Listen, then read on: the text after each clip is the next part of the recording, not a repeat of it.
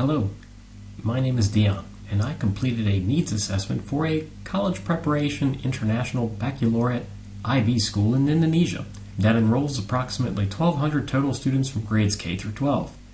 The majority of the students are Chinese Indonesian, with Indian, Korean, and local Javanese Indonesian students as minorities. The school is highly technology oriented and has heavily invested into smart boards, computer labs, and specifically the Texas Instruments technology known as the TI Inspire 6 calculator, also known as the GDC.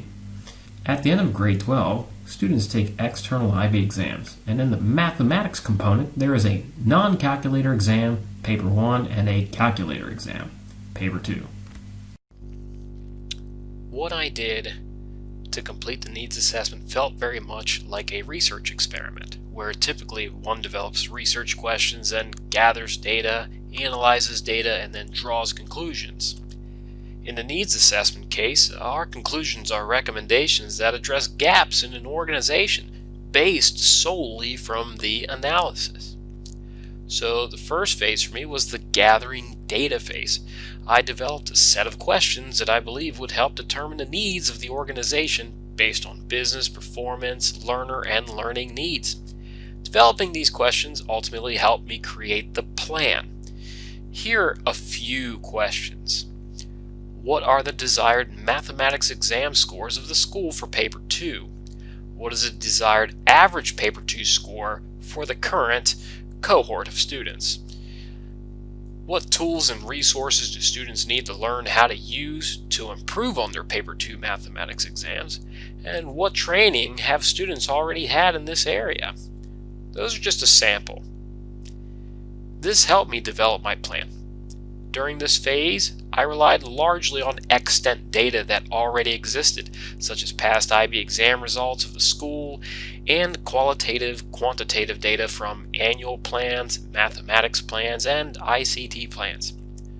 Additionally, I was able to gather fresh data by conducting a focus group with math teachers and an interview with the math faculty coordinator and DP coordinator of the school.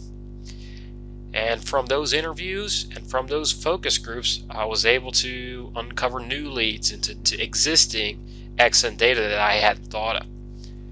Finally, I was able to gain student perspectives by providing a Google Forms survey for them to complete. After gathering data, I analyzed the data. I first ran an analysis on the 2018-2020 student exam scores to see if there really was a difference in paper 1 to paper 2. I used a statistical method called a t-test, and it indeed revealed a significant difference in scores from paper 1 to paper 2. So that sample data was able to confirm the initial claim that student scores were indeed lower in the calculator-based exams than traditional exams.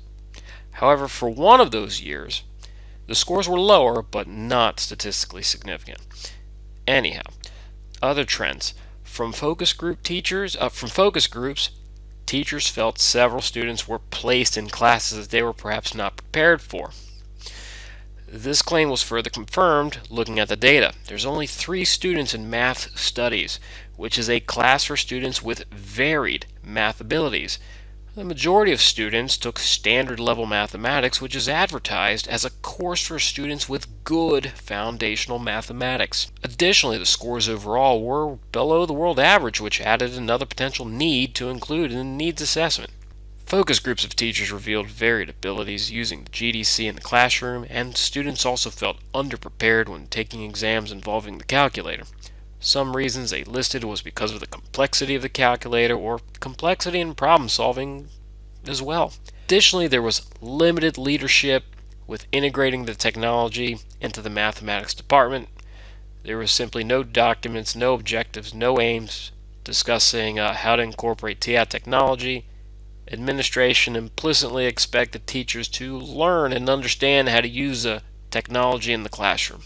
So after forming questions and gathering data and analyzing the data, the last bit was to really think hard about what's the best course of action for the organization, in this case the school, and I had a total of 3 training solution recommendations and 6 non-training recommendations as well, to address a total of 7 priorities.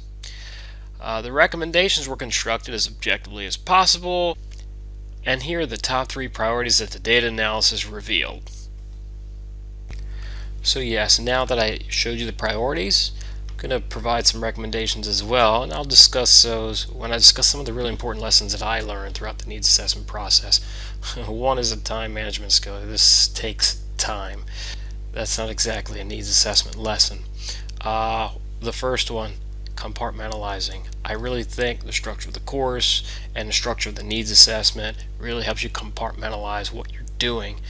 The needs assessment is very big project, and you could easily fall in the trap of doing too many things at once. I really like focusing on one task at a time, making a questions plan and just focusing on that, then gathering data and focusing on that, analyzing data and just focusing on that, and then making recommendations, all in their stages. I think it helps break the project down, you get it done. The second lesson is I really feel like non-training needs is what really helps promote the lasting change.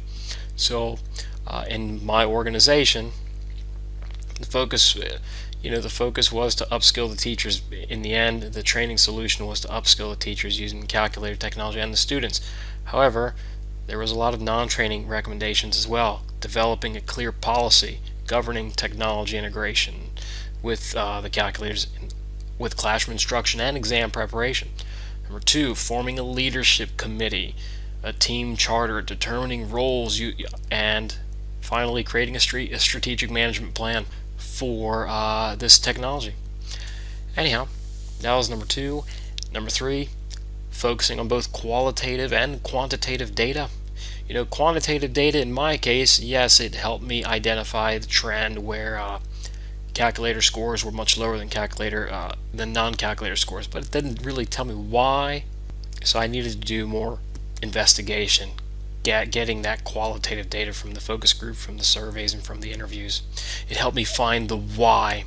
So it's very important to really focus on both quantitative and qualitative data, of course, if it's relevant, but don't over prioritize one over another. So anyhow, those are some of my lessons learned, and I hope you can use them in your needs assessment project. Have a good one.